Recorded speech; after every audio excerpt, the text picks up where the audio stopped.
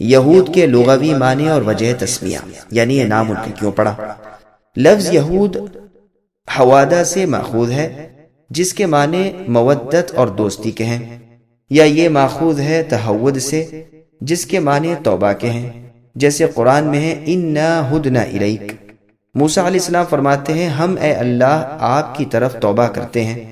پس انہیں انہی دو وجوہات کی بنا پر یہود کہا گیا ہے، توبہ کی وجہ سے اور آپس کی دوستی کی وجہ سے، اور بعض کہتے ہیں کہ یہ یہودا کی اولاد میں سے تھے اس لیے انہیں یہود کہا گیا ہے۔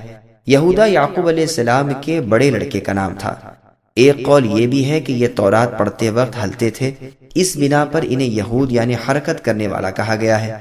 جب عیسیٰ علیہ السلام کی نبوت کا زمانہ آیا تو بنی اسرائیل پر آپ کی نبوت کی تصدیق اور آپ کے فرمان کی اتباع واجب ہوئی، اور ان کا نام نصارہ ہوا کیونکہ انہوں نے آپس میں ایک دوسرے کی نصرت یعنی تائید اور مدد کی تھی۔ انہیں انصار بھی کہا گیا ہے۔ عیسیٰ علیہ السلام کا قول ہے جس کا ذکر اللہ نے قرآن میں فرمایا من انصاری الی اللہ قال الحواریون نحن انصار اللہ، یعنی اللہ کے دین میں میرا مددگار کون ہے؟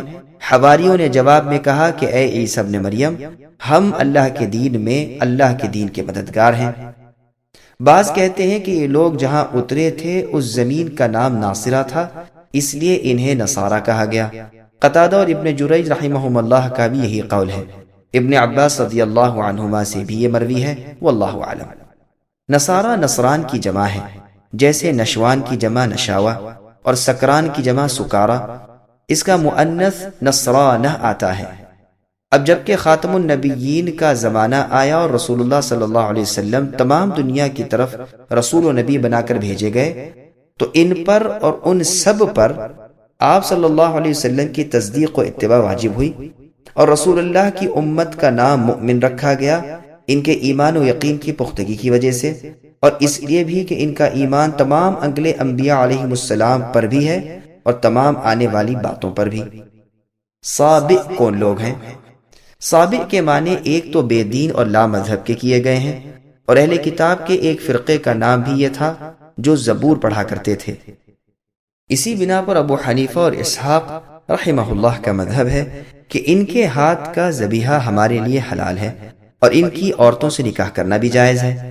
حسن اور حکم رحمۃ اللہ علیہما فرماتے ہیں یہ گروہ مانند مجوسیوں کے ہیں، یعنی آنکھ کی پوجا کرنے والوں کے۔ یہ بھی مروی ہے کہ یہ لوگ فرشتوں کے پجاری تھے۔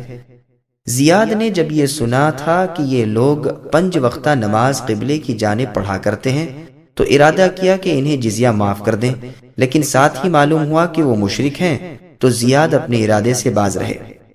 ابو الزناد رحمہ اللہ فرماتے ہیں یہ لوگ عراقی ہیں، بکوفی کے رہنے والے، سب انبیاء کو مانتے ہیں، ہر سال میں 30 روزے رکھتے ہیں اور یمن کی طرف منہ کر کے ہر دن میں 5 نمازیں پڑھتے ہیں۔ وہب ابن منبہ رحمہ اللہ کہتے ہیں کہ اللہ تعالیٰ کو یہ لوگ جانتے ہیں لیکن کسی شریعت کے پابند نہیں اور کفار بھی نہیں۔ عبد الرحمن ابن زید رحمہ اللہ کا قول ہے کہ یہ بھی ایک مذہب ہے۔ جزیرہ موصل میں یہ لوگ تھے، لا الہ الا اللہ پڑھتے تھے اور کسی کتاب یا نبی کو نہیں مانتے تھے اور نہ کوئی خاص شریعت کے عامل تھے۔ مشرکین اسی بنا پر رسول اللہ صلی اللہ علیہ وسلم اور آپ کے صحابہ رضی اللہ عنہم کو صابئ کہتے تھے، یعنی لا الہ الا اللہ کہنے کی بنا پر ان کا دین نصرانیوں سے ملتا جلتا تھا۔ ان کا قبلہ جنوب کی طرف تھا۔ یہ لوگ اپنے آپ کو نوح علیہ السلام کے دین پر بتاتے تھے۔ ایک قول یہ بھی ہے کہ یہود مجوس کے دین کا خلط ملط یہ مذہب تھا۔ ان کا ذبیحہ کھانا اور ان کی عورتوں سے نکاح کرنا ممنوع ہے، یعنی منع ہے۔ مجاہد، حسن اور ابن ابی نجیح رحمۃ اللہ علیہم کا یہی فتویٰ ہے۔ قرطبی فرماتے ہیں مجھے جہاں تک معلوم ہوا ہے کہ یہ لوگ موحد تھے لیکن تاروں کی تأثیر اور نجوم کے معتقد تھے۔ ابو سعید استخری انہوں نے بھی ان پر کفر کا فتویٰ دیا ہے۔ رازی کہتے ہیں کہ یہ ستارہ پرست لوگ تھے، کشرانیین میں سے تھے جن کی جانب ابراہیم علیہ السلام بھیجے گئے تھے۔ حقیقت حال کا علم تو محض اللہ تعالیٰ کو ہے، مگر بظاہر یہی قول اچھا معلوم ہوتا ہے کہ یہ لوگ نہ یہودی تھے، نہ نصرانی، نہ مجوسی، نہ مشرک، بلکہ یہ لوگ فطرت پر تھے، کسی خاص مذہب کے پابند نہ تھے۔ اور اسی معنی پر مشرکین اصحاب رسول اللہ صلی اللہ علیہ وسلم کو صابی کہا کرتے تھے، یعنی ان لوگوں نے تمام مذاہب ترک کر دیے۔ بعض علماء کا قول ہے کہ سابق وہ ہیں جنہیں کسی نبی کی دعوت نہیں پہنچی، واللہ اعلم۔ لیکن محمد صلی اللہ علیہ وسلم کے اب آ جانے کے بعد کسی بھی شخص کے لیے آپ کی بابت سن لینے کے بعد آپ پر ایمان لائے بغیر اور آپ کی اتباع کے بغیر جنت میں جانا اور جہنم سے بچنا ممکن نہیں ہے۔ اللہ ہم تمام مسلمانوں کو مرتے دم تک کتاب اور سنت کو مضبوطی کے ساتھ تھام کر اسی پر عمل پیرا رہنے کی توفیق عطا فرمائے۔